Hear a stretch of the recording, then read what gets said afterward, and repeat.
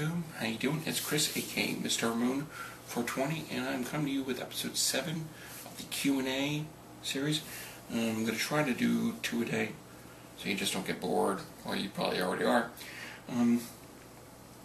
First off, I want to give a big shout out to 81 Oak Ridge STF Mike. He's going to be taking some time away from the YouTube community because the fucking companies got to him again. You know, they took off a few of his videos and just seriously just know how to fuck with him. I'm going to leave a link below to his channel where you can give him well wishes and, you know, let him know that you're here, you're there for him. Mike, whatever happens, man, you got a whole community here just want to make sure that you do better and you have a relaxing time, and you know you're there and you enjoy your movies and you know have fun, you know with your daughter, and you teach that daughter of yours to be the next generation of a horror movie buff. So yeah, no matter what happens, man, we're here for you. You take it easy.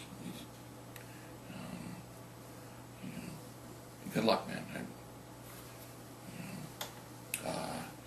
Okay, let me get on with the questions. First up is first series coming from MonkeyTube, Kevin. Kevin, thank you so much for asking me these questions. Really appreciate it. Kevin's just a good guy. Hey Chris, a few questions for you. Name some movies that scared the crap out of you as a kid. Poltergeist, The Shining, The Thing. Oh man. American Werewolf in London. A Nightmare. No, sorry. Night of the Living Dead. Not a Nightmare on Elm Street. That. But yeah, the original Night of the Living Dead was just Carnival of Souls. Something about it was just absurd. Ooh. So yeah, those are a few films that kind of scared the shit out of me when I was younger. Name some of your favorite all-time video games from any platform. Well, definitely the Super Mario Brothers series.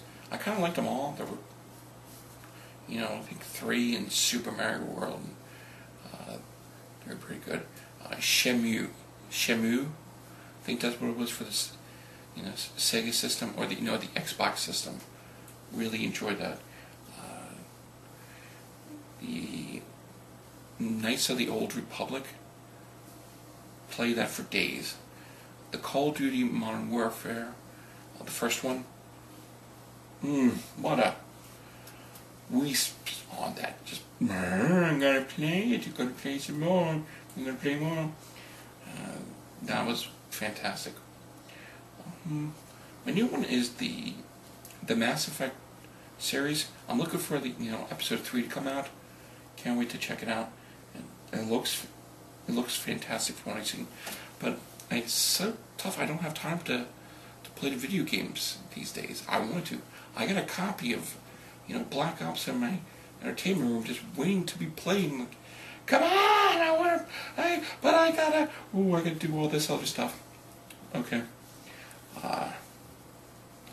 And so yeah, those are some of my favorite games. Third, brief update on your recovery process, where you are now with it, and where would you like to be looking forward. Well, my arm doesn't hurt as much as it used to. Lifting myself up at times using a walker or cane with my left arm, you feel a crack. You just. Also, the leg doesn't hurt as much, but at times when you're sitting down for too long, or you're riding in a car, the constraint it has, it hurts like hell. It's just so much pain. There's been times when I've been wanting to scream, like, ah! It's just fucking throbbing. I don't wish it for anyone. What I look forward to, the one day where the pain stops, I can be off a lot of the medications, and I don't have to, use a walker or a cane. That would be great. I would love to be looking forward to those days coming ahead. Thanks, Kevin, for asking the question. I really appreciate you asking how the recovery is. At times it's hard for me to talk about. So, Kevin, you fucking rock. Next up is Splatter and Gore. Nigel, what's going on, man? What was the first film that scared the crap out of you? Ooh, Creepshow. No. American Werewolf in London. Then it was Creepshow. American Werewolf, I remember seeing it one night because my parents let me stay up. I forget how old I was. And when they walked onto the bog, Griffith Dunn was being attacked by the werewolf. Ooh, shit. And the dream sequence were creepy as shit. So yeah, American Werewolf was definitely the first one that just. Name one film that you don't own that you'd love to own. The Shawshank Redemption on Steelbook. In Steelbook.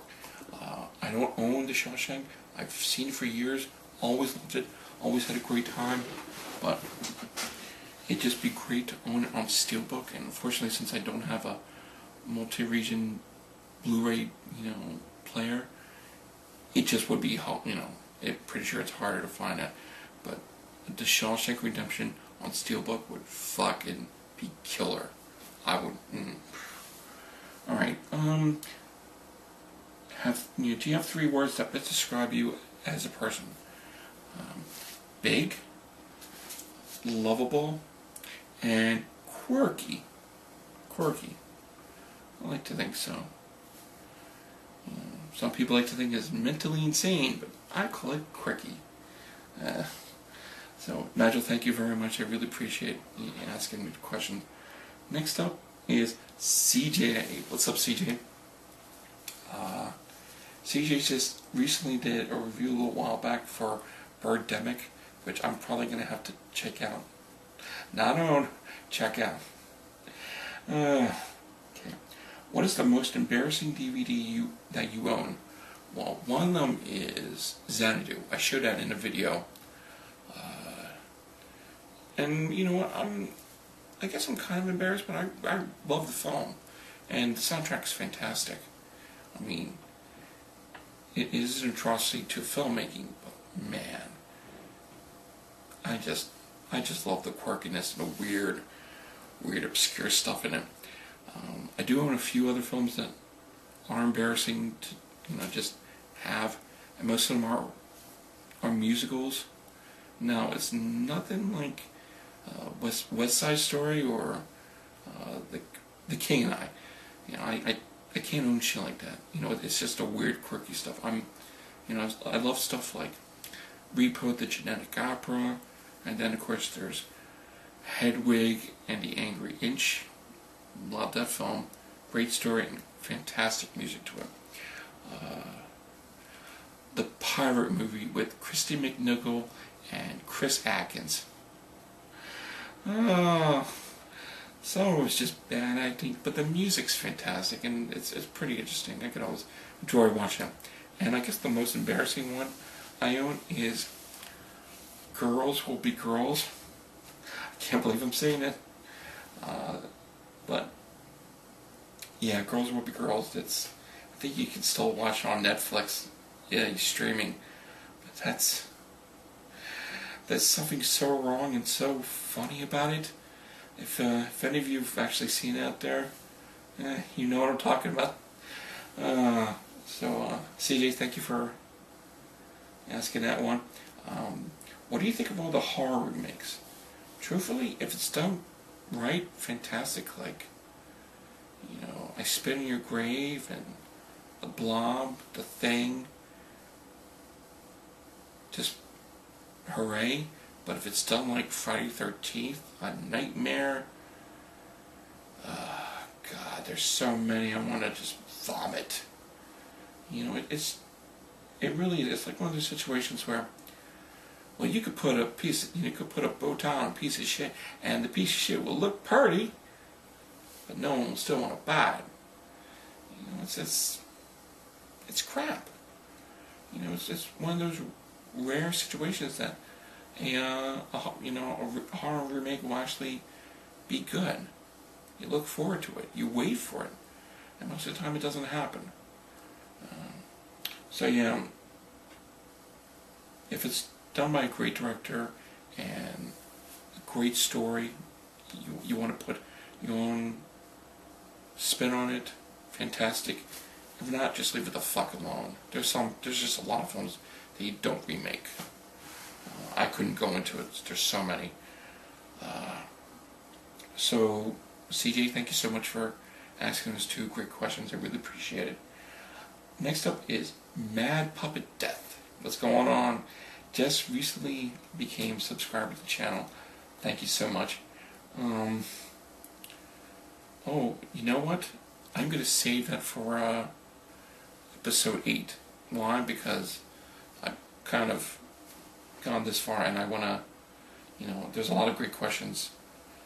Mad Puppet Death, asked me, and I want to, put my perspective on it. So yeah, I'll be answering those in the next video, which will be coming up pretty soon. Thank you very much, guys. Appreciate watching this. So, again, rate, comment, subscribe, and I will leave a link to Mike's channel to give him a well wish and let me know how you feel, and you're gonna miss them all. And don't drink the Kool-Aid later.